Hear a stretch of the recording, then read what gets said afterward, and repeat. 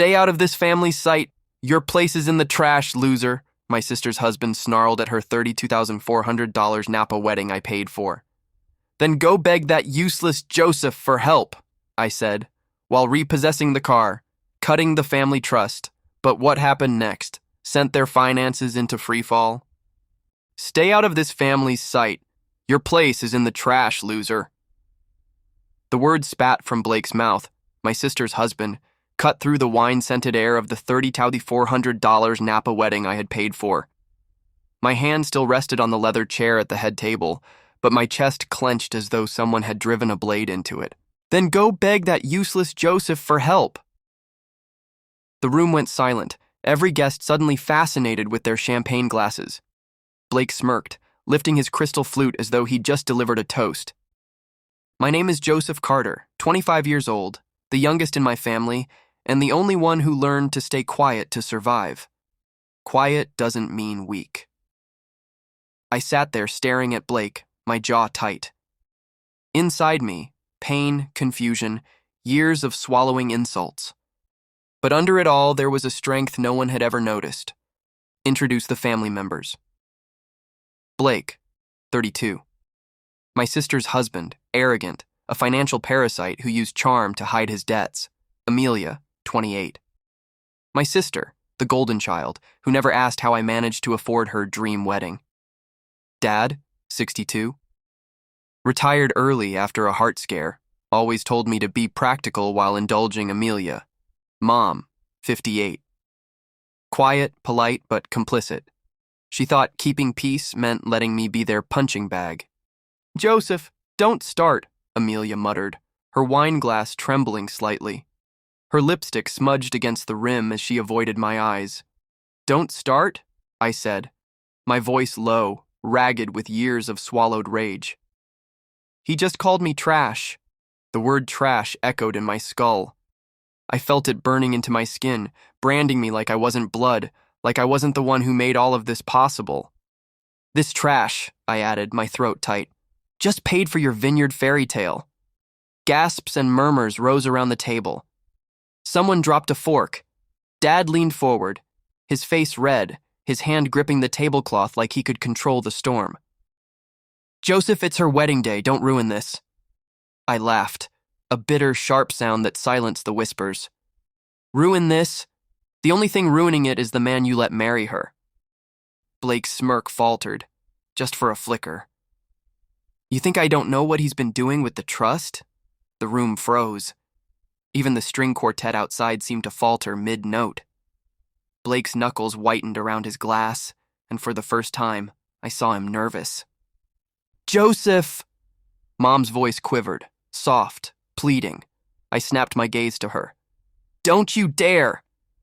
The years of silence roared inside me, every sacrifice I made boiling over. The car, the accounts, the loans I co-signed when I was 21, all to save Amelia's credit after Blake maxed out cards at casinos and God knows where. Gasps again, louder this time. Guests leaned in, whispering. Blake's chair scraped violently against the floor as he stood, slamming his glass down so hard the stem shattered, wine spraying like blood across the white linen. You don't know what the hell you're talking about, he snapped, his voice cracking. I know enough. My words came steady now, calm in a way that felt terrifying even to me. And tonight, I'm done. As his words hung heavy in the air, my chest tightened with memories I could no longer cage. I was 19, working double shifts at the gas station. Dad had just collapsed in the kitchen from that first heart scare. Amelia cried that night, saying she couldn't lose her car. Blake begged me to cover the bill.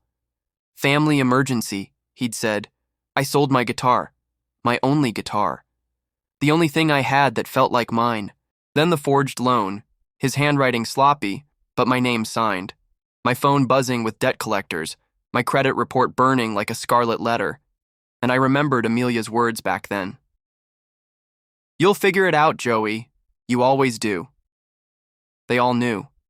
They just chose silence. I reached inside my jacket. My hands didn't shake this time. Here's the truth, Blake. I laid the folded papers on the table with a deliberate slam. The sound echoed in the tense silence. The trust Dad set up, the car Amelia drives, the accounts you two drain, they're no longer yours. I repossessed the car last week. I cut the trust this morning. And every dollar I poured into this wedding, consider it a loan with interest. Amelia's fork clattered to the ground. Her face went pale as though she'd seen a ghost. You wouldn't dare! Blake's voice broke, his bravado collapsing. Already did. I leaned closer, my voice a blade. The bank called you today, didn't they? His eyes flickered. A tell. The fear leaked out before he could stop it. For the first time, Blake had no words. The parasite exposed. Dad shoved his chair back and stood, his hand trembling on the table. Joseph, son, no. I raised a hand, my glare locking him in place. Don't. For years you told me to tough it out. You let them bleed me dry while you played peacemaker. You weren't neutral, you were complicit. The words cracked something in him. His shoulders sagged, his face drained of authority. Joey, please. Amelia's voice broke, mascara streaking down her cheeks. I turned my eyes on her.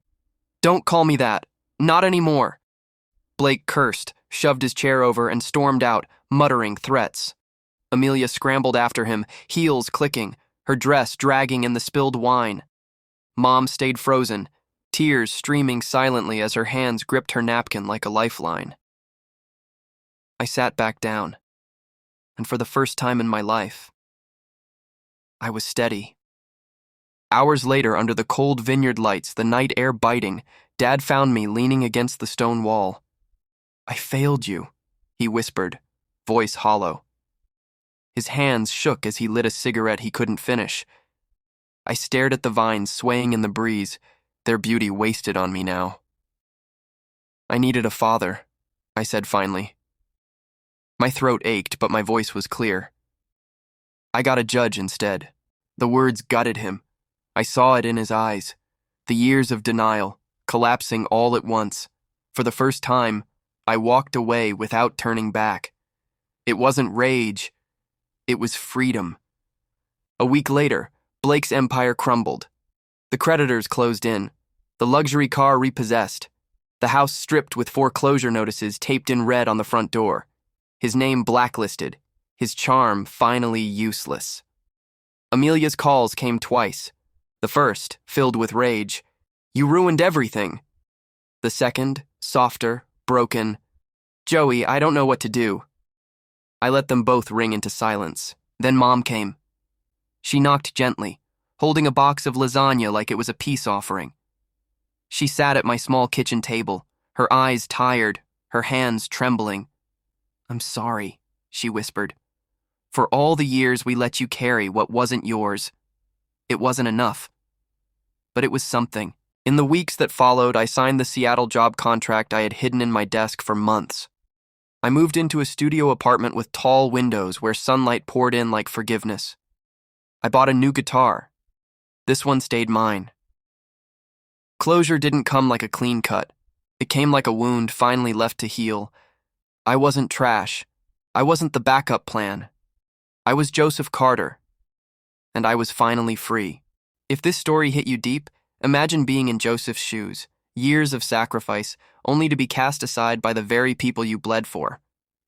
What would you have done at that wedding? Would you have walked away sooner? Would you have fought harder? Tell me in the comments. I want to hear your stories. Don't forget to like, subscribe, and share this with someone who needs to remember their worth. And if you've ever felt invisible in your own family, know this: you are not alone.